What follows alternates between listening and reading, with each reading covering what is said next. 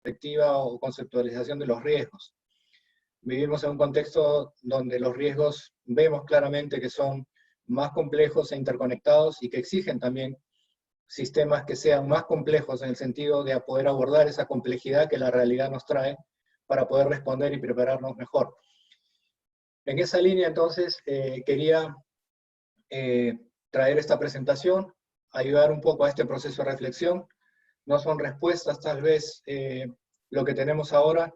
Podemos abrir preguntas, podemos abrir diálogos, podemos traer experiencias, tal vez, de lo que se ha venido haciendo a nivel regional, no solamente en las Américas y Caribe, sino también en otras regiones en las que estamos trabajando, y que recogen un poco cómo los países se están organizando para responder frente a la crisis de la pandemia o situaciones similares, y en este caso también a un contexto de amenazas conjuntas, como es un poco el objetivo de este diálogo, es decir, cómo los países pueden prepararse para enfrentar una situación donde se junta más de una amenaza, y en este caso una amenaza que no solamente se presenta de manera simultánea, sino que tiene influencia sobre la capacidad del sistema mismo para poder responder frente a la otra amenaza sobre la cual quizás tenemos más conocimiento.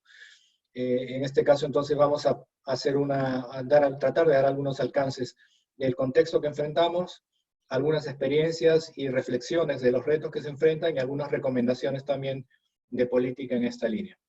Entonces, sin más, paso a compartir un poco la presentación con ustedes, y vamos a posteriormente dar pie para las preguntas que ustedes tengan. En principio, entonces, nosotros estamos operando dentro de un rango de conocimiento de lo que ha sido el impacto de los desastres en el pasado. Nosotros tuvimos oportunidad de desarrollar un informe que fue para los últimos 30 años, que nos mostraba a nivel global cuál había sido el desarrollo de los desastres, el número de ocurrencias a nivel global, y al mismo tiempo una situación donde podíamos observar que nuestra región, la región de las Américas y el Caribe, es una región que enfrenta en número de desastres ocurridos en los últimos 20 años, un número realmente grande, no solamente en número de ocurrencias, como vamos a ver, sino también por el impacto económico de estos desastres a este momento. Cuando nosotros abordamos la reducción del riesgo de desastres en nuestra oficina regional y a nivel corporativo, en general como Oficina de Naciones Unidas para la Reducción del Riesgo de Desastres, tenemos una base, una premisa que es que para abordar los riesgos hay que conocerlos. Es decir, hay que conocer cuál es el origen de esos riesgos, determinar que esos riesgos no son riesgos exógenos, es decir, no nos vienen de fuera, sino que son riesgos que nosotros mismos construimos, por la forma como se establecen, digamos, los patrones del desarrollo, cómo los patrones de crecimiento y la planificación misma del desarrollo pueden generar vulnerabilidades y exposición en nuestros países, y esas vulnerabilidades y exposiciones generar esas condiciones para que ante una amenaza determinada estos se transformen en riesgo, en un desastre de manera más frecuente. Nuestra región, en principio, sigue un patrón que creo que se da también a nivel global. Nosotros, cuando hicimos el análisis, por ejemplo, el análisis previo a la adopción de lo que fue el marco de Sendai, que es el marco que rige la acción, digamos, de los 184 países que adoptaron el marco para la reducción de riesgo de desastres, se hizo un análisis de lo que se había logrado hasta el año 2015, los 15 años previos, de manera que sirviese de base para la reflexión de los países hacia el nuevo marco, hacia la adopción del nuevo marco que se estaba discutiendo el año 2015 en la Conferencia Mundial sobre Reducción de Riesgo de Desastres. Las conclusiones básicas de ese punto de partida indicaban que los esfuerzos que había tenido la humanidad en general a nivel global para abordar los desastres habían logrado realmente un impacto importante en reducir el riesgo de mortalidad por los desastres. Esa línea azul que se ve en la parte de abajo del gráfico corresponde a lo que es las personas que fallecieron por efecto de los desastres en los últimos 30 años, y si uno las contabiliza, sobre todo por los grandes desastres que son los que están reflejados en este gráfico, puede observar que ha habido un esfuerzo importante por parte de los países para reducir ese riesgo de mortalidad. Eso, sin embargo, no se da para cuando calculamos o hacemos este cálculo del impacto directo de los desastres, el impacto económico de los desastres. Y en este caso, lo que se ve es que el impacto económico, el impacto directo económico, tiene una tendencia creciente en los últimos 20 años. Es decir, si bien estamos logrando reducir el riesgo de mortalidad, no estamos logrando al mismo tiempo reducir el impacto económico que esos desastres originan a nivel global, y por tanto estamos afectando o estamos tomando decisiones básicamente hoy para sostener el proceso del desarrollo sobre la inversión, por ejemplo, la inversión pública y privada además, que no está siendo protegida frente a las amenazas. Es decir, estamos realmente en una situación donde estamos planificando nuestra inversión para el desarrollo, planificando nuestra inversión privada también, sin considerar un contexto de amenazas que logre proteger esos activos frente a un contexto de amenazas creciente, complejo e interconectado. Si uno observa esa tendencia del impacto económico de los desastres y regionalmente, uno puede ver, por ejemplo, que solamente para el tema de impacto de pérdidas económicas de origen climático, es decir, sin considerar aquí terremotos, volcanes, sino solamente las de origen climático por inundaciones, por lluvias, deslizamientos o huracanes, la región de las Américas y el Caribe absorbieron el 53% de las pérdidas totales de los últimos 20 años comparados con otras regiones del globo. Es decir, si uno considera la totalidad, si uno suma la totalidad de las pérdidas económicas en los últimos 20 años en el mundo, la región de las Américas y Caribe absorbió más de la mitad de estas pérdidas, lo cual obviamente no se condice ni con la extensión de nuestro territorio, ni con la extensión poblacional de las Américas y Caribe. El número de personas que habitan nuestra región es menor que en Asia-Pacífico, por ejemplo, y sin embargo absorbemos una cantidad mayor de este impacto económico, lo cual ya es un mensaje de alerta importante, y esto es previo inclusive al evento que estamos viviendo hoy en día con el COVID-19, lo que nos está diciendo básicamente que las decisiones que estamos tomando para proteger las inversiones que hacemos para sostener, digamos, en la parte de infraestructura física de ese crecimiento, de ese desarrollo que aspiramos a tener hacia el 2030, no está considerando el contexto de amenazas actual. Es decir, estamos invirtiendo, si se quiere llamarlo de una manera un poco más clara, estamos invirtiendo de manera ciega al contexto de los desastres o los riesgos que enfrentamos hoy. Y esa es una característica de nuestra región que se puede recoger de las pérdidas que se han observado en los últimos 20 años. Veamos, por ejemplo, también qué significa esto si uno lleva no solamente el análisis al contexto de las pérdidas pasadas, es decir, lo que les mostraba hace un momento es el contexto histórico, es decir, qué es lo que se perdió en los últimos 20 años. Pero también, no solamente cuando hacemos un análisis de riesgos o entendemos el riesgo como, como un proceso que tiene, sobre el cual podemos afectar o incidir, no solamente el riesgo se construye sobre lo que estamos desarrollando hoy, y el conocimiento de ese riesgo se basa solamente en entender lo que sucedió en el pasado.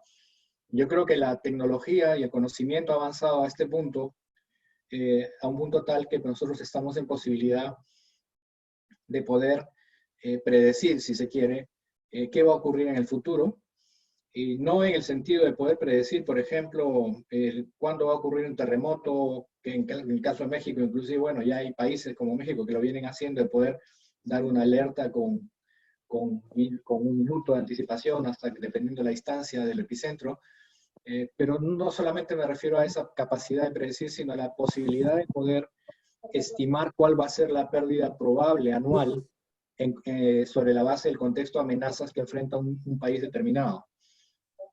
Si uno aplica estos modelos probabilísticos, que se alimentan sí del pasado, pero al mismo tiempo también reciben información de datos, por ejemplo, de tendencias meteorológicas, tendencias de lluvia y características del suelo, características físicas del espacio, de la ciudad, de la infraestructura de una ciudad, uno está en posibilidad de poder determinar las pérdidas anuales esperadas, que es un cálculo estadístico en determinado país, y por lo tanto poder estimar también cuáles pueden ser o tratar de sensibilizar o orientar estas posibles pérdidas para la toma de decisiones de inversión el día de hoy. Es decir, si nosotros sabemos que vivimos en un contexto de amenazas y que tenemos que proteger nuestras inversiones porque enfrentamos unas amenazas,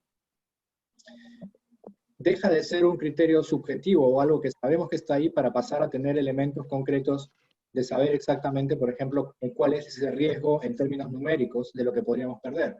En el caso, por ejemplo, de países como Perú, una pérdida anual esperada de 4.000 millones de dólares al año, o de Brasil, de 4.000 millones de dólares al año, considerando solamente el contexto de amenazas que se vivía hasta previo al COVID-19.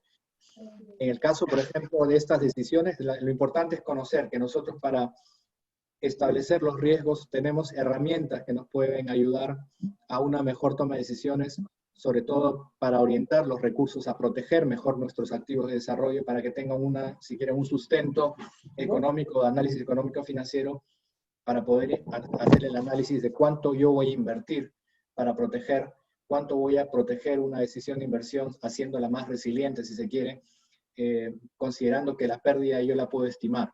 Es decir, nos permite hacer un análisis costo-beneficio bastante más cercano y científico. ¿Qué tipo de implicancias tiene este análisis? ¿Por qué es importante, por ejemplo, determinarlo para determinado tipo de países y llevándolo quizás un poco al vínculo de las amenazas, conjuntas, en este caso, en un contexto de riesgos como el COVID-19? Si uno mira, por ejemplo, qué significa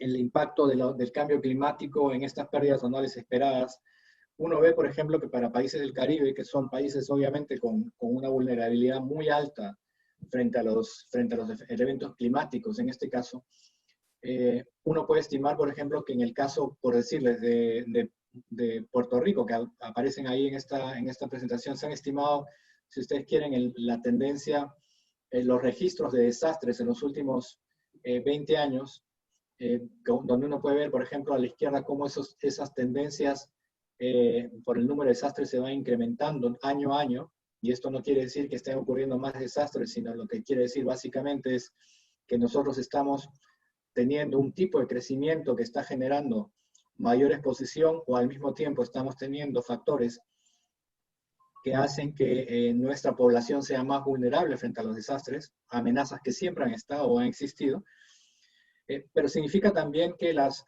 pérdidas económicas estimadas son crecientes y afectadas obviamente por el impacto de este cambio climático. Si uno observa, por ejemplo, cuál puede ser esta pérdida anual esperada en el caso de Puerto Rico, esto para el año 2017, antes del 2017, perdón, se estimaban, por ejemplo, pérdidas anuales esperadas de cerca de 4.000 millones de dólares, pero que se incrementan a cerca de 5.000 millones de dólares si uno considera el impacto del cambio climático. Lo mismo sucede con otras valoraciones que se hacen para estados insulares del Caribe, de manera similar, donde vemos el incremento importante que genera el cambio climático en las pérdidas anuales esperadas en estos países.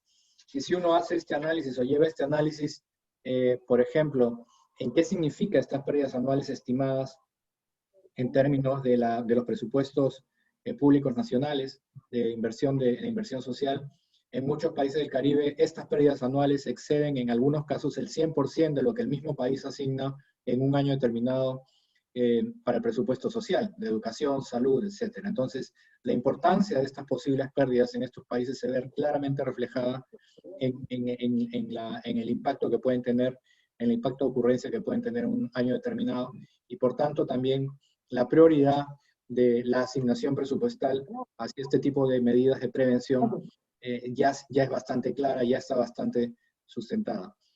Si uno va, por ejemplo, también añadiendo otro tipo de amenazas conjuntas, que vamos a ir haciéndolas coincidir quizás con el contexto de los ciclones conviviendo con un tema del COVID-19. Actualmente estamos viendo también una tendencia importante de los desplazamientos por efecto de los desastres. Actualmente, por ejemplo, si uno mira solamente el año 2018, cerca de 18 millones de personas se desplazaron como resultado de los desastres climáticos o amenazas de origen natural. Estas migraciones que vemos, que se originan también por amenazas de origen climático, también generan un contexto adicional, si se quiere, de no solamente por el origen, porque digamos, estamos viendo que existe un vínculo importante entre las amenazas de origen natural y el desplazamiento, pero al mismo tiempo origina una condición para añadir, si se quiere, a estas amenazas conjuntas que buscamos abordar en el contexto de esta discusión. Es decir, un inicio de una temporada ciclónica conviviendo con COVID-19, pero al mismo tiempo conviviendo con un fenómeno de migración que está presente en nuestra región y que constituye además un elemento importante de la población vulnerable en nuestros países y en nuestra región. ¿Qué es lo que podemos decir de la temporada de huracanes que se están previendo? Actualmente, por ejemplo, se están estimando cerca de 12 tormentas, que más o menos que está a este momento está por encima del promedio de los 30 años. Se establece más o menos que habrán al menos 16 tormentas con ráfagas de más de 100 kilómetros por hora, esto de acuerdo a las estimaciones que está haciendo el equipo de CSU del Tropical Weather Project. En este caso también se está previendo, por ejemplo, que para el efecto de los países en desarrollo y la convivencia, si se quiere, el COVID-19 con la temporada de huracanes, enfrenta sobre todo y en particular en la situación de Caribe, una situación crítica, en el sentido de lo que les mencionaba anteriormente, es decir, se trata de que países que están enfrentando no solamente una crisis ahora, sino que tienen también debilidades de la forma como está organizada no solamente los sistemas de respuesta, sino las vulnerabilidades y exposiciones que estas islas ya presentan o presentaban anteriormente, y lo habíamos visto con el cálculo, por ejemplo, de pérdida anual esperada en las islas del Caribe. Vemos que existe ya una precondición que se hace mucho más compleja de abordar. Es muy difícil de decir que alguien pueda estar preparado para enfrentar una temporada de huracanes en el contexto de una pandemia. Esto no, por lo menos desde 1918 no se vivía una pandemia de este tipo. Y en el caso, en el caso de lo que vivimos hoy, particularmente en el caso de las islas del Caribe, se constituye como un elemento realmente crítico respecto no solamente a la capacidad que existe para la atención de la respuesta, sino sobre todo al proceso de recuperación o prevención, si se quiere, en el mediano plazo. Es decir, cómo vamos a estar en posibilidad, en la ausencia, en este caso, de recursos que provienen de una fuente importante como puede ser el turismo, para poder construir los sistemas de respuesta frente a fenómenos de este tipo que van a estar presentes en la región, yo creo, más allá de un corto plazo. Es decir, el tema de COVID-19 es una amenaza que probablemente vamos a estar conviviendo con ella a lo largo de un año, si no dos, y donde los sistemas de respuesta van a tener que construirse sobre la base, conviviendo también con ese tipo de amenazas y con ese tipo de limitaciones que imponen. En el caso de Caribe, además, sumado a una debilidad en cuanto a los recursos financieros que se tendrían para enfrentarla. ¿Cuáles son los retos que enfrenta la respuesta a la temporada de ciclones en este escenario COVID-19 y en un contexto de riesgo sistémico, como decía? Es decir, un sistema en donde el COVID-19 no solamente impone las restricciones inmediatas de acción, sino que tiene impactos en cascada que afectan el acceso, por ejemplo, no solamente la movilidad de la acción de la respuesta y la preparación, sino también a los recursos para el proceso de recuperación. El primero de los retos que podríamos señalar se da en términos del trade-off, es decir, el balance entre lo que sería la respuesta y los desafíos en la preparación.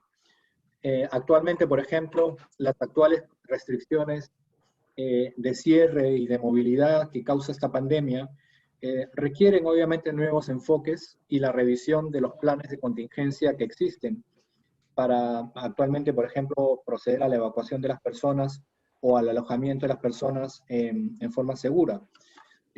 Decimos que existe un balance, un trade-off, porque Si nosotros operamos tal cual estamos operando hoy, o tal cual los sistemas están hoy, actuar sobre una amenaza determinada, por ejemplo, una amenaza sobre huracanes, con un proceso de evacuación que no considera la coexistencia con un tema, por ejemplo, el COVID-19, puede generar mayores riesgos. Es decir, la atención de una amenaza puede generar el incremento del impacto de otra amenaza si es que no se consideran estos en la planificación.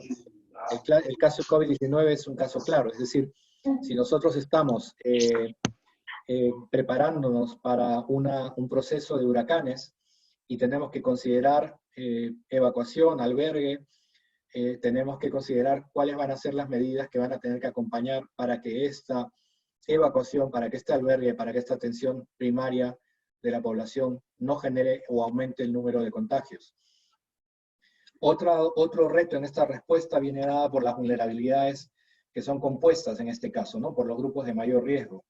En este caso, los desastres por lo general actúan sobre vulnerabilidades que ya son existentes y las exacerban. Nosotros hemos visto, por ejemplo, cómo las debilidades de los países actualmente en lo que se refiere a los servicios de salud, o las brechas que existen, o la falta de estructura que existe dentro de los sistemas de salud puede generar mayores niveles de complejidad o de mortalidad en muchos casos, porque no están preparados, porque no tienen la misma articulación que se requiere para la atención de la población afectada.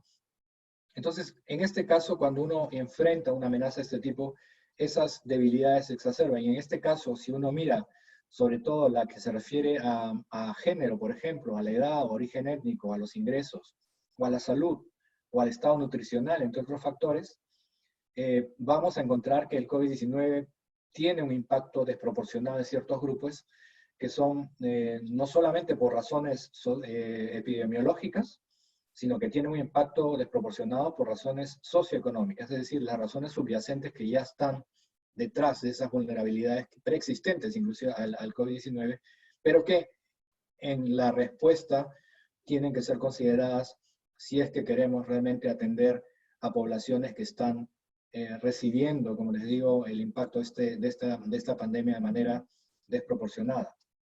El doble impacto, en este caso, de los desastres y el COVID-19, tienen un efecto mucho más adverso en los grupos que ya están marginados, que ya son vulnerables, y si veíamos, como hace un momento, acompañado de un fenómeno migratorio importante, que ya los están sufriendo. No solamente vemos en América continental el fenómeno migratorio, en el caso de Centroamérica, en el caso de México, sino también vemos que el Caribe es una fuente importante receptora de población migrante.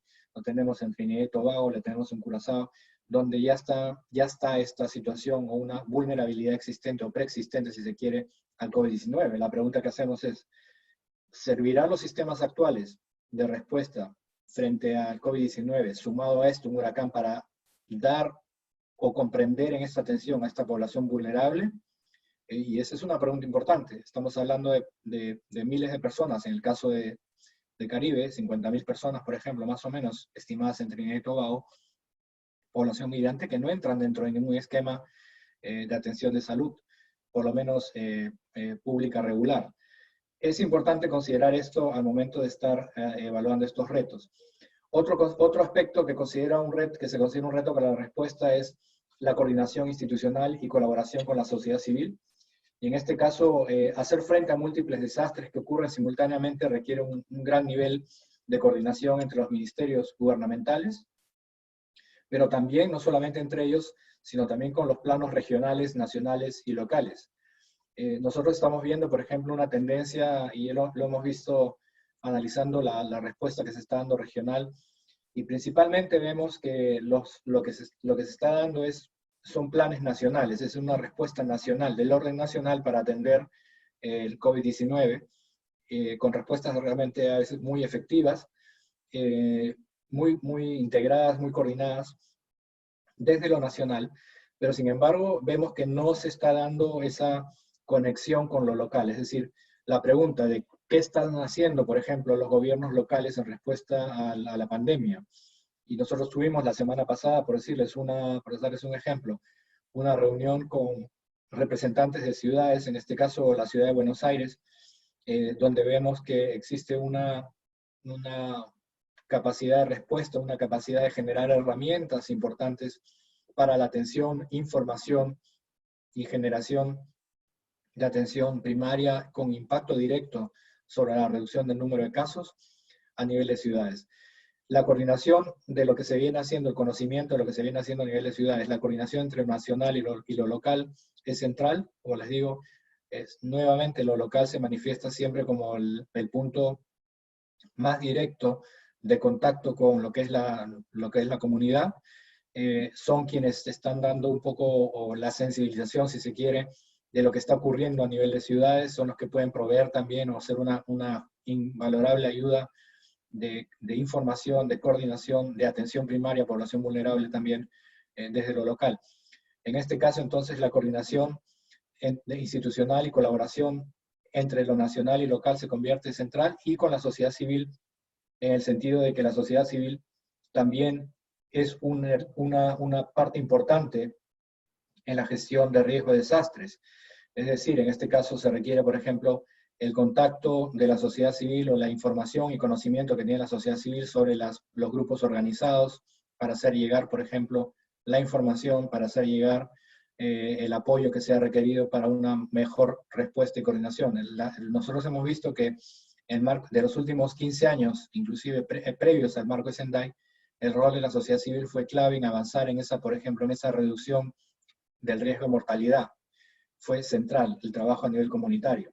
Lo mismo en el marco de Sendai, se reconoce este rol y se integra a la sociedad civil como un elemento importante en la construcción de esta reducción de riesgo de desastres, en la construcción de esa resiliencia. La integración entre lo nacional, lo local y la acción de sociedad civil es central, no hay que perderla de vista. Otro aspecto que también es importante resaltar como reto son los desafíos para los trabajadores de primera línea, es decir, los agentes locales, que son incluidos como voluntarios, suelen ser los primeros en responder un desastre después de los equipos de respuesta a emergencia. Pero existen, por ejemplo, actualmente restricciones de movilidad y distanciamiento que el COVID-19 impone, y en este caso también se impone un desafío, un reto para esta atención. Nosotros tenemos esta gran fuerza, digamos, existente a nivel comunitario, pero es una gran fuerza que no va a poder ser activada en el contexto de COVID-19 si es que esta fuerza no se protege debidamente para garantizar esa movilidad, para movilizar esa distancia. Y esto tiene que ver también con la provisión de los insumos requeridos para que esta capacidad no se pierda.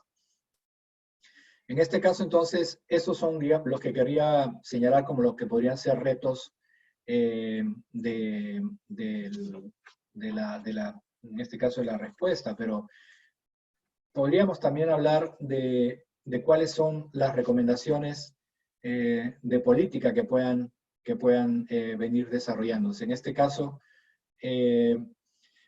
nosotros, por ejemplo, hemos visto del análisis de varias experiencias a nivel global, hemos recogido, por ejemplo, algunos temas que vienen siendo desarrollados en Asia-Pacífico. Se hizo un ejercicio importante conjuntamente con las agencias de Naciones Unidas que están atendiendo las emergencias humanitarias. Tenemos ya el caso de una situación en Asia-Pacífico donde hemos tenido ya el impacto de un primer ciclón en Vanuatu, en una isla que está ya sufriendo el impacto del COVID-19. En este caso, el ciclón Harold impactó en Vanuatu, y ahí se han sacado algunas lecciones importantes, que son algunas de las cuales les presento yo aquí. Recomendaciones de política de esta convivencia entre ciclones tropicales en un escenario COVID-19. Nos llaman primero a mejorar los esfuerzos de preparación para desastres de peligros múltiples, incluida la revisión de los planes operativos estándar y los planes de contingencia. Obviamente se trata aquí de que los países tienen que tratar de aumentar su capacidad y sus recursos para mejorar la preparación ante los peligros que están vinculados al clima, mientras luchan simultáneamente contra la pandemia del COVID-19. Esto incluye, por ejemplo, mediante un proceso de consulta, emprender la revisión de los procedimientos operativos, de los planes de contingencia para incorporar medidas de contención al COVID-19, como por ejemplo pueden ser el distanciamiento físico y en este caso los planes operativos de emergencia, pero también considerar cómo establecer disposiciones especiales, en este caso para grupos vulnerables. Nosotros hemos visto que en el caso de Caribe, por ejemplo, haciendo una valoración de lo que era el impacto del fenómeno migratorio en Caribe, un análisis, un estudio realizado por la OIM, hacía una valoración de cuáles eran las brechas que existían en los sistemas nacionales de emergencias para la atención, por ejemplo, del fenómeno migratorio, y veía brechas, por ejemplo,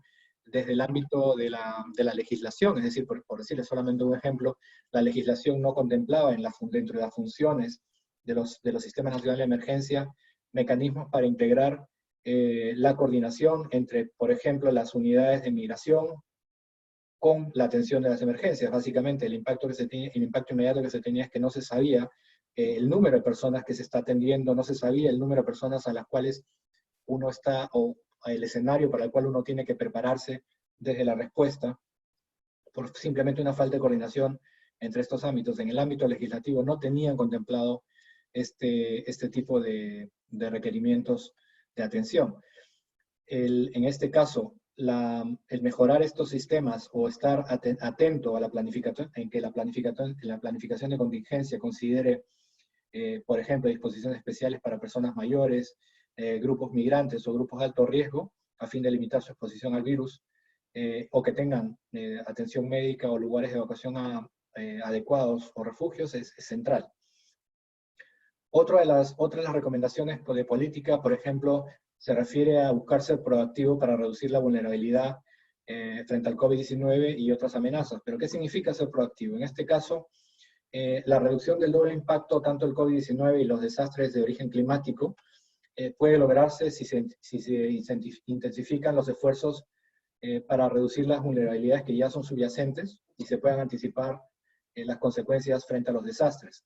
En este caso, particularmente frente a los grupos de riesgo, por ejemplo, en el caso de lo que les decía, hemos tenido ya la experiencia de Vanuatu con el huracán Harold, y en el caso de ellos, simplemente lo que se vio fue que las medidas de prevención del COVID-19 agravaron las vulnerabilidades de las comunidades más marginadas. En este caso, Vanuatu, a este impacto, lo que empezó fue a impulsar lo que eran sus esfuerzos para abordar fragilidades mediante medidas muy prácticas, como reprogramación de las medidas de protección para niñas, mujeres y mujeres vulnerables, atención o redistribución de poblaciones que van a ser evacuadas hacia determinados centros, es decir, considerando no solamente la evacuación, sino también la vulnerabilidad de niñas y mujeres en este tipo de evacuaciones. O sea, se empezaron a tomar medidas que se iban generando sobre la marcha, es decir, adaptando los sistemas. Nosotros no debemos esperar a este proceso para adaptar. Nosotros tenemos ya la experiencia de lo que se viene haciendo, tenemos ya el conocimiento de que este tipo de acciones para reducir la vulnerabilidad tienen que ser integradas dentro de los sistemas actuales en la revisión de estos planes y procedimientos estándar. Tenemos también, por ejemplo, como una tercera recomendación de política, el dar una prioridad a una gobernanza integrada de los riesgos de desastres. Y en este caso, nosotros sabemos que una buena gestión de desastres o una gestión de riesgo de desastres salva vidas y protege los medios de subsistencia. Y varios de los países en nuestra región también ya están utilizando disposiciones jurídicas y normativas de gestión de riesgo de desastres para reforzar su respuesta frente al COVID-19. Y también es importante que nosotros busquemos de alguna manera armonizar los esfuerzos de prevención y respuesta, tanto de los ministerios de salud como con las autoridades de reducción de riesgo de desastres. En este caso, nosotros hemos visto que hay países en nuestra región donde este vínculo entre esta gobernanza integrada, es decir, aquellos sectores que están con la responsabilidad actual de la coordinación de la gestión de riesgo de desastres, están teniendo un lugar o una actividad de liderazgo, digamos, dentro de este sistema de respuesta. Otros países donde no, donde este rol es totalmente subsidiario a una acción de gobierno bajo, digamos, en este caso, un comité de crisis. Lo que nosotros pensamos es que la gobernanza de riesgo de desastres es una gobernanza que es multisectorial, y esto es algo que Marco SNDI también promueve. Les decía a un inicio que en un contexto de riesgos complejos, nuestros sistemas tienen que estar en capacidad también de responder frente a esta complejidad. Y es muy difícil que la respuesta se pueda dar desde solamente un sector.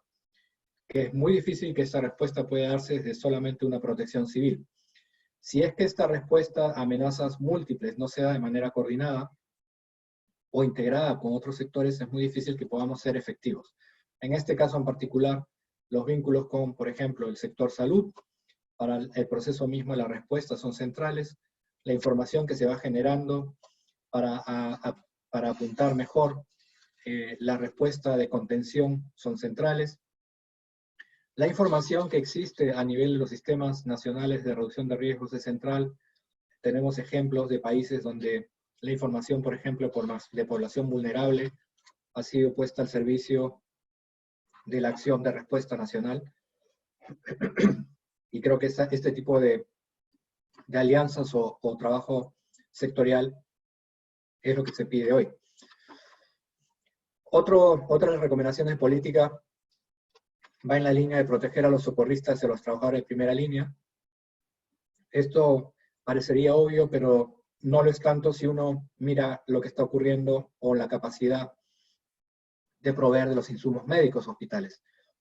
Nosotros tenemos que estar también en posibilidad, como le decíamos, a estos grupos que prestan esta respuesta de primera mano, los voluntarios, los socorristas, que cuenten con los implementos para contar con una protección adecuada para una atención que va a ser necesaria.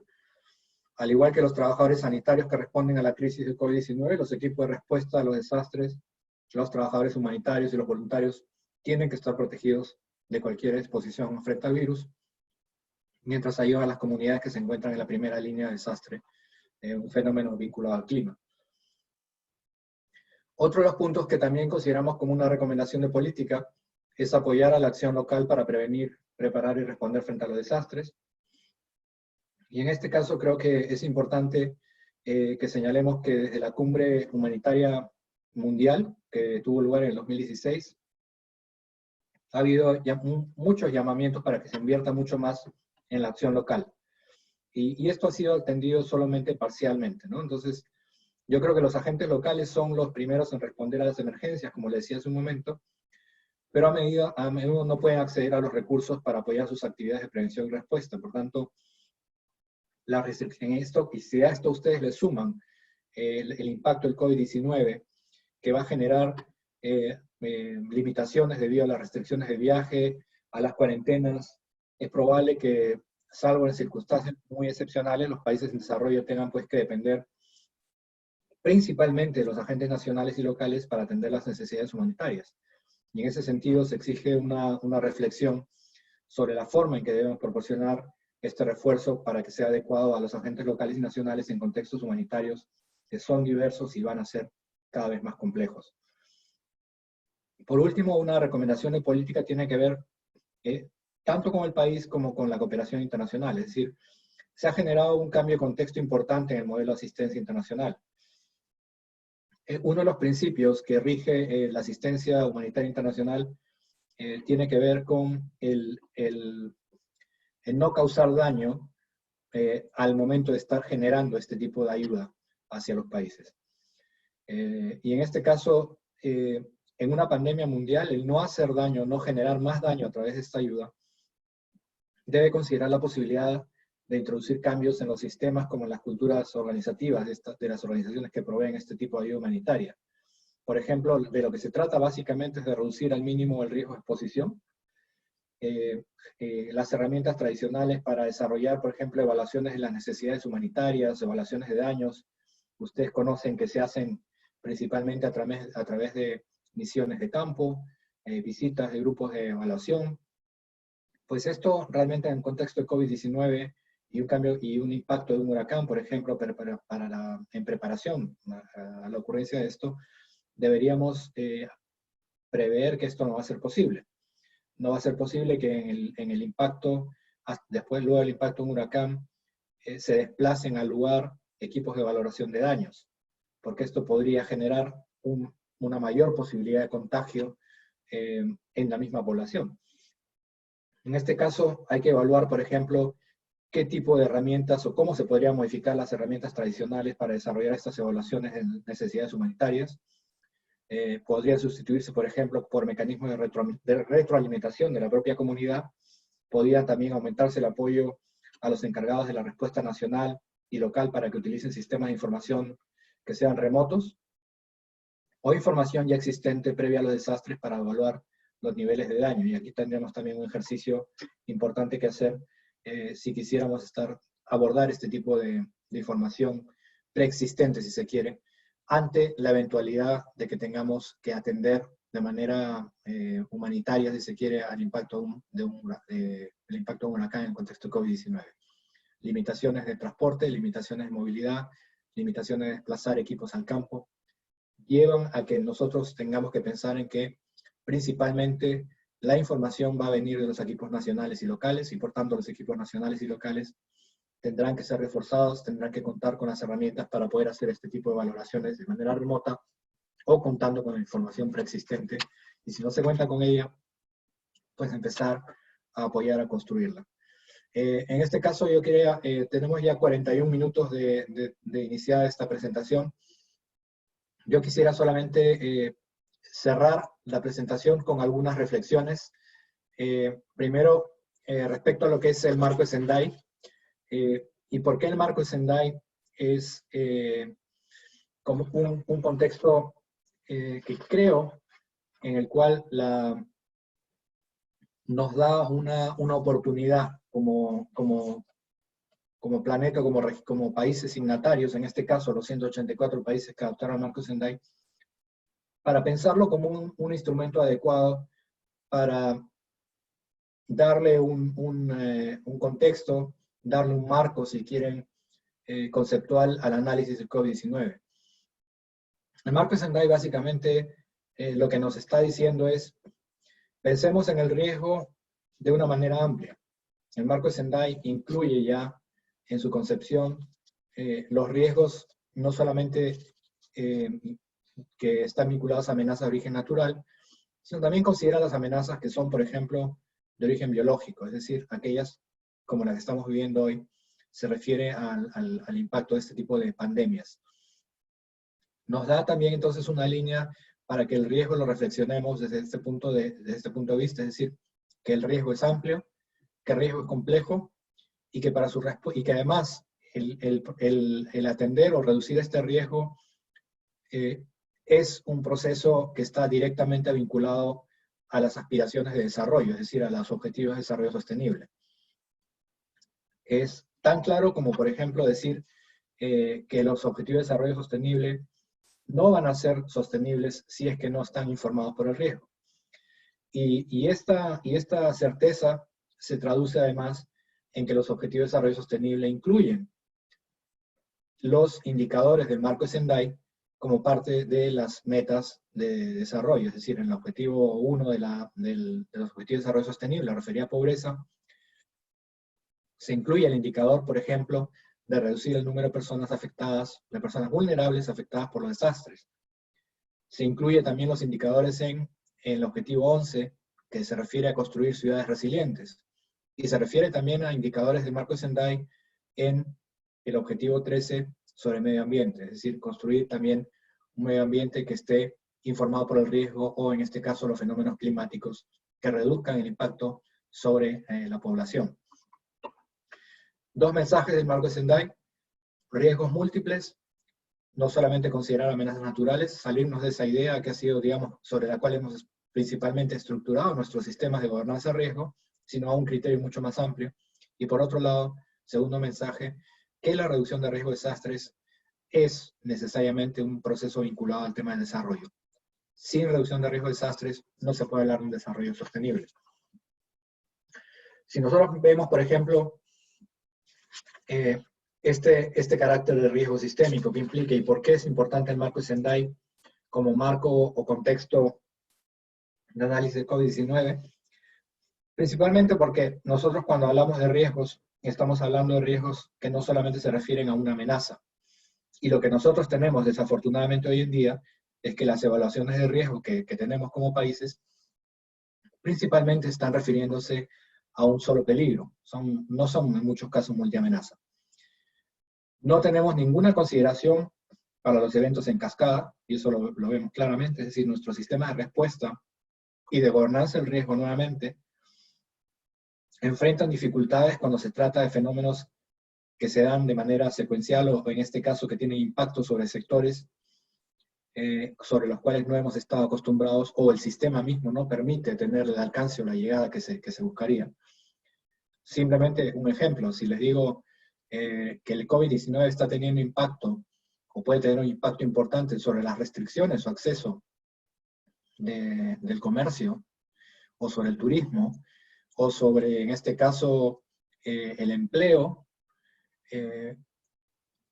una entidad nacional vinculada a la reducción de riesgo de desastres que tiene su marco legislativo, sus procedimientos operativos orientados principalmente a una amenaza natural, de origen natural, que está centrada en la evacuación, está centrada en una orientación de la atención de una determinada zona, un público, pero no necesariamente sobre los impactos socioeconómicos que esto pueda generar, va a ser muy difícil no solamente que la pueda atender, sino que pueda construir mecanismos de prevención a futuro.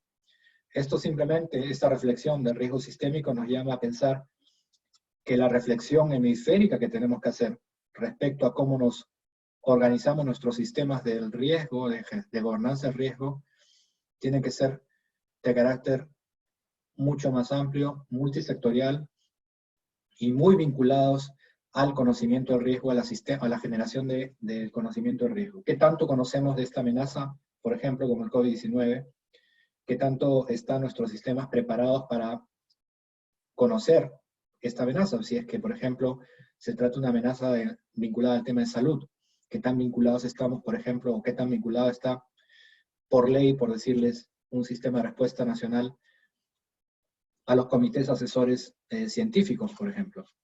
Hay algunos países que tienen como parte, y yo le diría que de los últimos 7 años, hay 12 países de la región que modificaron sus marcos legislativos, haciéndolos mucho más amplios para considerar aspectos de reducción de riesgo de desastres, no solamente a la protección civil, y que consideraban ya este tipo de interconexiones, ¿no? De esos países que iniciaron su modificación de marcos legislativos en nuestra región, se integraban, por ejemplo, comités científico-tecnológicos como asesores para las decisiones que están vinculadas al tema de reducción de riesgo de desastres. Este tipo de orientación, es decir, mirar la realidad, mirar que la realidad es compleja, porque los sistemas, porque nuestra realidad es mucho más interconectada, porque nuestra realidad un fenómeno puede exceder las fronteras, porque nuestra realidad nos dice que atender o solucionar el problema de un país no soluciona el problema en su conjunto porque excede lo que vamos a enfrentar o enfrentamos hoy, por ejemplo, nos señala que depende mucho de lo que sea en nuestros países vecinos para realmente decir hemos superado ya esta crisis. Nos exige entonces tener respuestas como sistema mucho más integradas, mucho más intersectoriales. La gobernanza del riesgo sistémico, en este caso de un fenómeno como el que enfrentamos hoy, exige entonces la integración de una serie de actores que por lo general no han sido tomados en cuenta como parte de nuestras acciones para orientar nuestras decisiones de riesgo. Estamos hablando de la ciencia, estamos hablando de las ciencias naturales, de la tecnología, de las ciencias aplicadas, de las ciencias sociales en este caso, para ver cómo se integran y cómo diseñamos con la información o el conocimiento del riesgo que estos sectores puedan brindar respuestas adecuadas para esta complejidad que se enfrenta hoy. El proceso de recuperación entonces va a exigir consolidar las defensas sanitarias en el corto plazo, pero también invertir en una infraestructura a largo plazo y una infraestructura que no solamente sea la infraestructura física, sino también una infraestructura que llama a una revisión de la gobernanza. Quiero cerrar entonces la presentación con básicamente resumiendo estos 3 desafíos. Primero, el integrar la reducción de riesgo de desastres en los procesos de toma de decisiones de los diferentes actores públicos. Es decir, el contexto complejo exige una reflexión sobre cómo nuestros sistemas tienen que hacer frente y cómo se tiene que revisar esta organización de manera de poder enfrentar ese nivel de complejidad que la realidad nos trae. Es decir, una visión de integración de la planificación urbana, del desarrollo de la economía, del medio ambiente y la integración de las acciones con el sector privado. También promover la toma de decisiones informadas sobre el riesgo, en este caso con una construcción de infraestructura resiliente que integre un conocimiento del riesgo, en este caso puedan llevarse a que las ciudades de la región integren esta reflexión en la consideración de este tipo de respuestas. Y también reforzar las capacidades locales y fomentar la coordinación vertical entre los niveles nacional y local para garantizar una buena gobernanza en riesgo. Con esto quería finalizar la presentación y pues nuevamente agradecido por la invitación y atento a las preguntas que deseen desarrollar. Muchísimas gracias.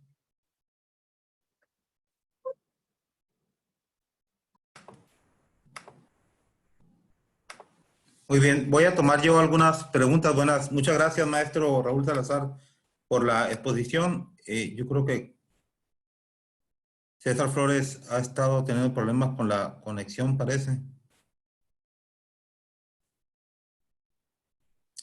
La primera pregunta, maestro, de Gonzalo de la Peña, dice, ¿considera que las Naciones Unidas debería haber tenido más participación dentro de sus facultades y presionar más a los gobiernos para actuar ante el COVID, para lograr un combate más preventivo y quizá menos reactivo? Es la pregunta que hace Gonzalo de la Peña. Bien. ¿Quiere hacer varias preguntas y luego las respondemos o vamos una por una? Lo que Como usted diga. Tomamos entonces 3 preguntas. Ok. La otra es de Luis Eduardo Pérez Ortiz Cancino. Hace su comentario y dice, hoy en día los refugios temporales ante huracanes deben cumplir con resistencia ante el viento, lluvia y espacios para servicios sanitarios y para alimentos como mínimo. Ahora, para COVID-19, en primer lugar, se debe de contar con espacios diferenciados para personas con síntomas o para personas vulnerables por edad o con morbilidades. En segundo lugar, los espacios deben de garantizar sana distancia, ventilación, baja densidad de asistentes, etc. La pregunta específica es, ¿algunos equipos están desarrollando algunas guías sobre refugios temporales? Y para irme también directo con otra aportación que hace Luis Eduardo y cerrar las participaciones relacionadas, dice, en México la respuesta referente al COVID-19, la respuesta ha sido con poca inteligencia y coordinación porque el sector salud que coordina no está preparado para trabajo con problemas complejos. Si gusta, le doy la palabra y seguimos con otro bloque de preguntas, iniciando con la de Israel Solano. Adelante, maestro. Muchas gracias.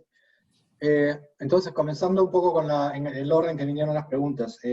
La pregunta de Gonzalo sobre el rol de Naciones Unidas, si debió ser más proactivo, más que reactivo, ¿no?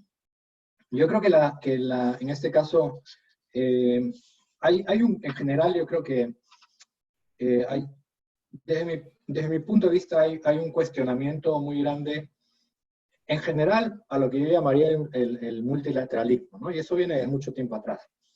Es decir, ¿qué tan efectivos son los organismos multilaterales para ser de utilidad, si se quiere, a los países? Es decir, ¿cuál es el valor agregado? Yo creo que el rol de Naciones Unidas, si uno lo mira en general, enfrenta este tipo de lucha, yo diría en este caso, que fluctúa en función de cómo también los gobiernos, en este caso, y las tendencias globales nos llevan a pensar en una estructura mucho más nacional, ¿no? No tanto descansar en lo multilateral, sino en lo nacional. Eso de manera general. Yo creo que esto está alrededor también de una crítica que es una discusión más de carácter ideológico. Si uno entra a lo particular, es decir, la reacción frente a esta crisis, yo creo que en este caso es bastante interesante el poder replantearse, inclusive dentro de los organismos de cooperación internacional, qué tan efectivos somos para enfrentar una situación que tiene este impacto en tantos ámbitos, en tantos sectores al mismo tiempo, ¿no? Y yo creo que sí va a llevar una reflexión necesariamente respecto a cómo está organizada nuestra respuesta como sistema, pero tiene que ser una reflexión, yo creo, como les decía, honesta, en el sentido de desvincular de esa reflexión el análisis del diálogo ideológico, es decir, multilateral o unilateral, pero sí ver de qué manera nuestra, y primero, confiar en que lo multilateral es una solución, y desde mi punto de vista, obviamente, yo creo en lo multilateral, en la efectividad de lo multilateral para balancear los desbalances justamente que existen de poder entre países,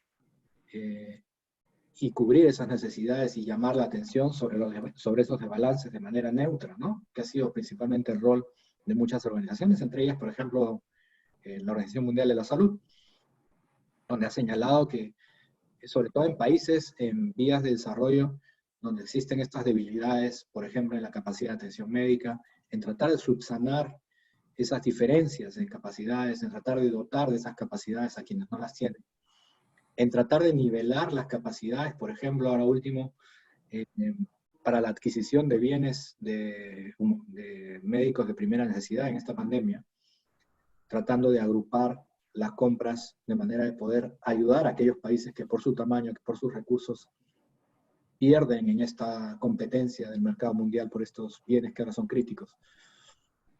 Si uno separa entonces el diálogo ideológico de lo multilateral versus lo unilateral y hacemos realmente un examen de reflexión honesto, ¿no? de cuál puede ser nuestro rol, yo creo que vamos a sacar muchísimas lecciones y ese diálogo es necesario y se va a dar.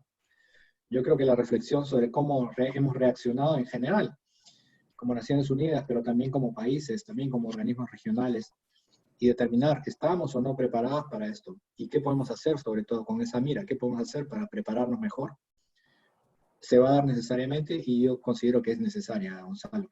Y yo creo que también, como les digo, no solamente mirándolo desde el punto de vista de qué hicimos mal, yo creo que también podemos ver dentro de la región y dentro de lo local y dentro de los grupos de sociedad civil y dentro de las acciones de países, buenas acciones que han sido acciones realmente directas, con un impacto directo en salvar vidas, en reducir el número de muertos, en reducir el número de personas que se afectan, o en atender a poblaciones que de alguna manera no se estaban mirando, no se tenían dentro de un radar de la atención de los gobiernos.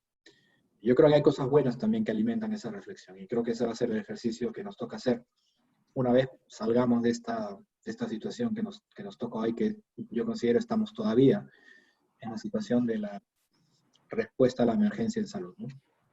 Yendo quizás a la segunda pregunta sobre las características de los lugares de evacuación, es un poco lo que les presentaba de lo que es la experiencia de lo que se ha venido dando en otras regiones del planeta, en particular en algunas zonas donde ya ha ocurrido esta situación que es el tema de nuestra discusión, de una temporada de ciclones con un escenario COVID-19 conviviendo.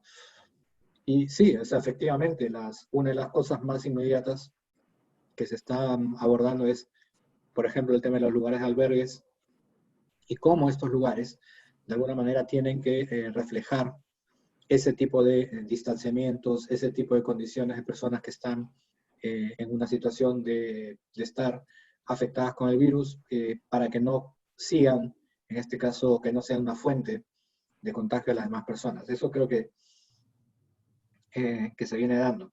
Si existen guías o algunas experiencias, sí, existen estas guías o experiencias que se están dando. Tenemos una guía de recomendaciones de política basadas en estas experiencias que podemos poner a disposición también de los organizadores de esta sesión.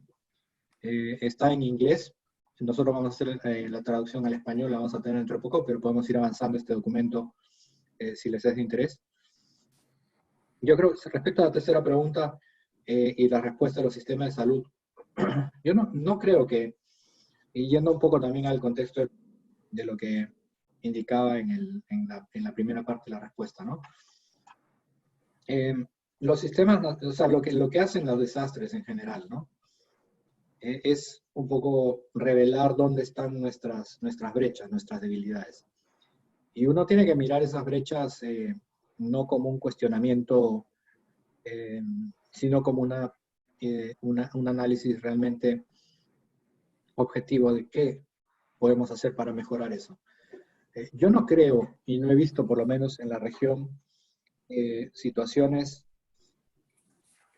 anteriores que hayan exigido tanto de un sector, ¿no? Y de la acción conjunta de muchos otros sectores con las limitaciones que se enfrentan hoy. Creo que nunca lo hemos visto. Y creo que eso es un escenario nuevo que limita la acción de una acción eficiente, digamos, de atención. Y en estos contextos lo que siempre he podido ver, sobre todo en contextos de recuperación, es que los contextos de recuperación o análisis siempre son críticos, salvo un caso o dos de los últimos 15 o 20 años que recuerde, uno puede ver y decir, miren, este proceso de recuperación fue efectivo, lo que se hizo fue efectivo, estuvo bien.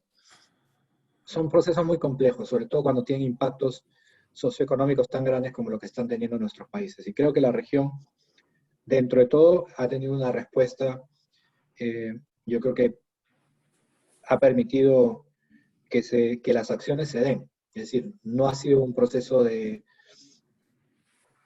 se ha dejado simplemente sin coordinar. Se han hecho esfuerzos importantes, pero que creo que estamos al inicio todavía del camino. Yo creo que el camino largo viene ahora porque tenemos un contexto de recuperación que va más allá del impacto en salud, yendo a su pregunta. Que también salgamos de esta crisis no solamente depende de esta primera etapa de la atención en salud, que creo que sí se está dando. Los países están reaccionando y dentro de las capacidades que tienen lo están haciendo, incluido México. Pero lo que viene ahora es un tema importante, es decir, qué es lo que se espera de lo que va a ser el contexto económico, qué es lo que se espera respecto al impacto del empleo, cómo reactivamos esta economía y este flujo, digamos, que marca lo que es el desarrollo de nuestra economía, que está principalmente basado en las conexiones, y que se va a ver afectado, ¿no? Entonces, esa construcción es la que creo que plantea los retos más grandes. Porque no solamente es un sector, nuevamente, ¿no? Son muchos sectores y exige también una colaboración, exige también una reflexión que es inclusive transfronteriza, más allá de México. Entonces, yo soy bastante positivo en esto, que creo que van a haber procesos de reflexión, procesos de aprendizaje importantes. Creo que vamos a tener un sistema mucho mejor conectado, digamos, con la ciencia, con la generación de información de riesgos para mejores tomas de decisiones. Y vamos a encontrar el camino también para poder reactivar nuestro modo de vida, en lo social y en lo económico, ¿no? La región es una región que siempre ha aportado soluciones. La región de América Latina y el Caribe, a nivel global, ha sido una región que ha aportado soluciones, por ejemplo, en reducción de riesgo de desastres, que son actualmente válidas y que se reflejan además en el marco de Sendai. Toda esta reflexión de que los riesgos de desastres son un fenómeno vinculado al desarrollo, nace en la región de América Latina y el Caribe. Y yo creo que la región va a aportar mucho en esta reflexión también, desde la salud, desde lo intersectorial, para enfrentar o dar respuestas a mejores sistemas frente a este tipo de riesgos y complejos que enfrentamos hoy. Muy bien, muchas gracias. El maestro Corsario, si gustas tomar la palabra. Sí, bueno, nos está enviando Israel Solano una pregunta que reza así. ¿Cuáles actualmente son las estrategias o planes en caso de que se presenten 2 o 3 fenómenos perturbadores al mismo tiempo? Es decir, un sismo magnitud 7 más un huracán categoría 3 o 4 y las secuelas del COVID-19, ya que se pueden presentar sin olvidar retardar la coordinación por las consecuentes fallas en las telecomunicaciones. Muy bien, gracias. ¿Otra pregunta?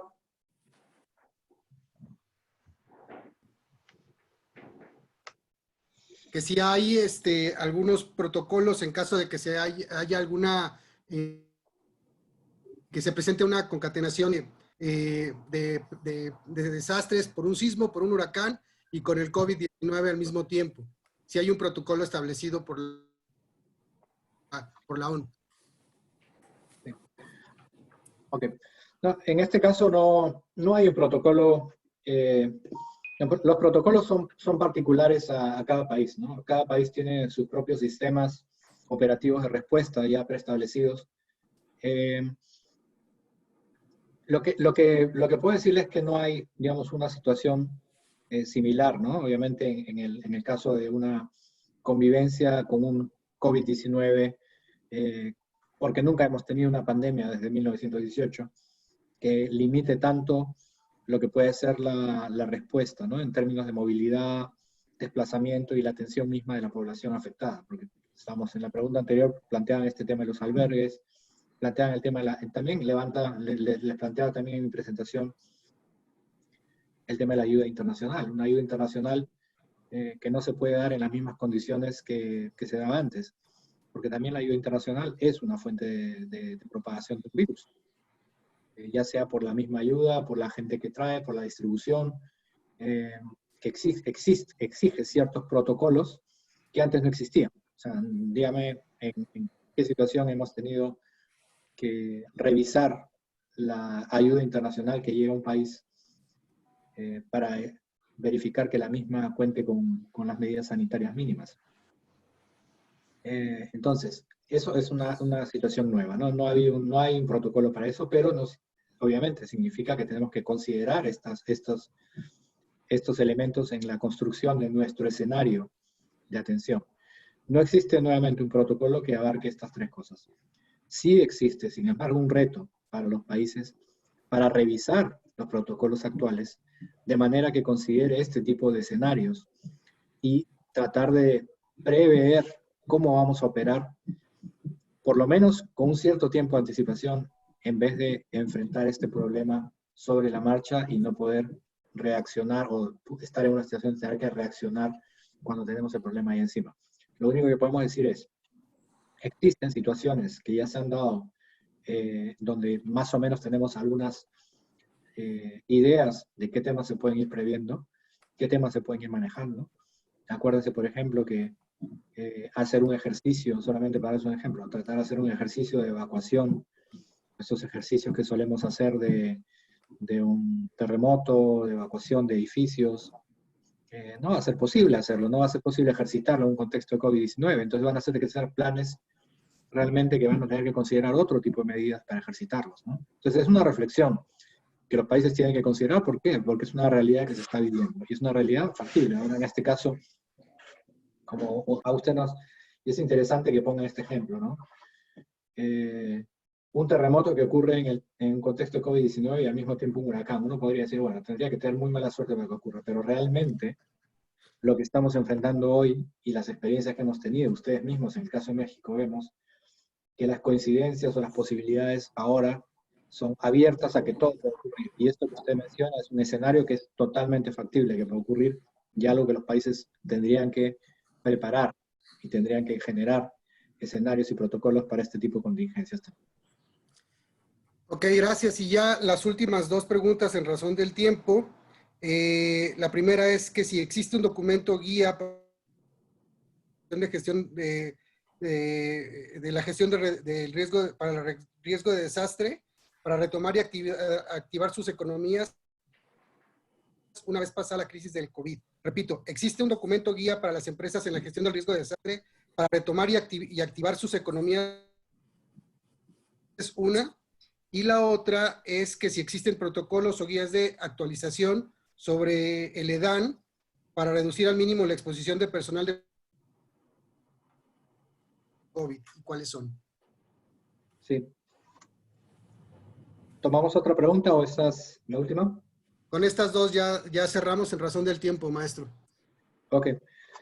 Respecto al documento guía sobre reactivación económica, por ejemplo, yo tengo ahora uno que nos ha llegado sobre el tema de pequeñas y medianas empresas, que fue producido en Asia Pacífico, que les podemos poner a disposición también. Tenemos también una serie de guías, y esto Gonzalo, de repente nos puedes ayudar ahí también, que se han venido trabajando a través de la iniciativa RISE, en la cual, en el caso de México, lo lidera la empresa Cemex. Ellos están desarrollando un conjunto de orientaciones y accesibles, en este caso a pequeños y medianos empresarios, para enfrentar este tipo de crisis o enfrentar cierto tipo de soluciones frente al contexto que se está viviendo. Respecto a lo que puede hacer ya una reactivación económica como país o como Estado, hay en este caso ya análisis que se están desarrollando por parte de agencias de Naciones Unidas, como en este caso la CEPAL o el PNUD, que están abordando directamente este proceso de reactivación económica y social, que están también disponibles. Por ahora mismo son como orientaciones, yo diría, de contexto, es decir, qué está enfrentando, qué características está enfrentando cada país en función de su estructura económica. Cada país va a enfrentar la crisis o enfrenta impactos diversos dependiendo de cuál sea la orientación o estructura de su economía, si depende más del turismo, si depende más de la manufactura, si depende más de la producción primaria. Al mismo tiempo, el tema de comercio también está impactando bastante fuerte. Entonces, este análisis está haciéndose actualmente y creo que de ahí van a salir algunos lineamientos de política importantes que tienen que ver no solamente con cómo reactivar, sino también cómo se vinculan las economías a los mecanismos de reactivación que puedan buscarse también desde fuera. Líneas de financiamiento, reorientación de programas y créditos, por ejemplo, como lo viene haciendo el Banco Mundial y el Banco Interamericano de Desarrollo, que van adaptando los planes actualmente de programas que están en marcha para el proceso de reactivación económica en muchos países. Creo que esto sí se viene dando en nuestra región. Podría decirle que es una región que si bien tiene disparidades, es una región que vino creciendo en los últimos 15 años de manera importante y en promedio. Hay obviamente, como les digo, hay disparidades, pero creo que es una región en donde se cuentan con recursos importantes y una colaboración también importante entre países y también con los mecanismos de cooperación internacional para abordar y hacer una planificación de este crecimiento. Respecto a las actualizaciones de la evaluación de daños, no por lo menos he visto una actualización de este tipo de orientaciones, pero en este caso creo que quizás podamos ver algo con la Oficina de Coordinación de Asuntos Humanitarios, que es quien está coordinando sobre todo el tema del impacto humanitario de la crisis. En este caso yo creo que la reflexión que podríamos hacer, y un poco también llevado al análisis que le estamos planteando respecto a las recomendaciones de política en la presentación, es que la evaluación de daños en este caso, y en un contexto de COVID-19 obviamente, va a ser bastante limitada, en el sentido de que va a poder hacerse muy poca evaluación de daños en campo, ¿no? No vamos a poder contar con los grupos de evaluación como solemos hacerlo, solemos verlo en los post-desastres en los que hemos apoyado, todos nosotros, ustedes y nosotros, sino que vamos a tener que ver mecanismos alternativos para ver cómo recoger esa información o hacer las estimaciones basados en el apoyo tanto de los gobiernos locales, actores locales, como de información preexistente, no primaria, preexistente en las zonas de impacto.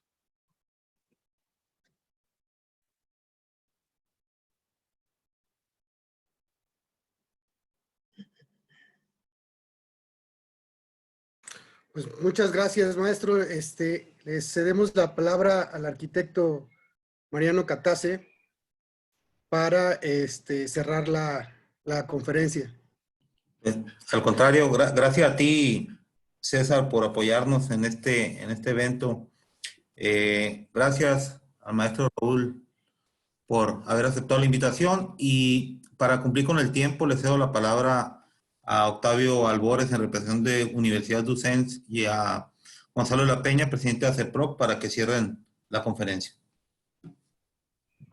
Muy buenas tardes a todos y muchas gracias al maestro Raúl Salazar por esta excelente conferencia. A nombre del doctor Donald Solano, rector de la universidad, quiero agradecer esta excelente participación y pues esperamos que para todo las personas que estuvieron conectadas sea de gran utilidad y además que esto nos abra también una puerta para seguirnos informando y mantenernos al día y promover todo lo que el día de hoy vimos. Muchísimas gracias, maestro Raúl.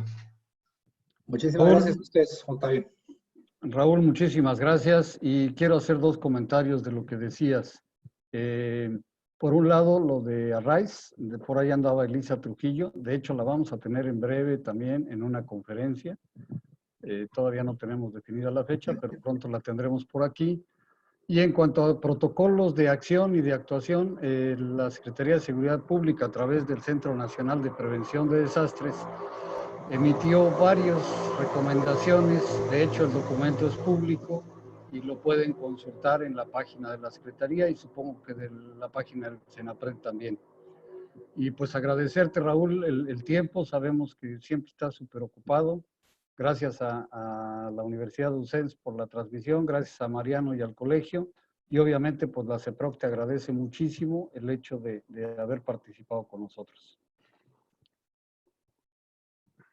Muchísimas gracias, Gonzalo, a la UCENS y también al colegio por darnos el espacio para poder compartir con ustedes un poco lo que yo llamaba al inicio estas reflexiones.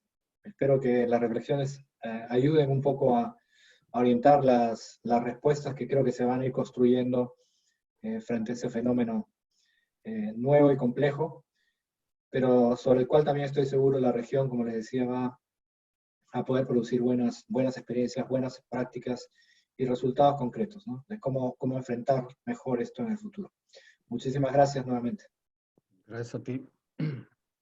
Gracias a todos. Gracias nuevamente el maestro César Flores por apoyarnos. Gracias, maestro Raúl César. Nos vemos mañana con la conferencia del ingeniero Enrique Guevara de Senapred. Hasta luego. Gracias a todos. Buenos días y tardes. Buenas tardes a todos. Muchas gracias, maestro Salazar. Gracias. Saludos a todos, muchas gracias por la organización. Abrazo, bendiciones. Gracias a todos, gracias, bye.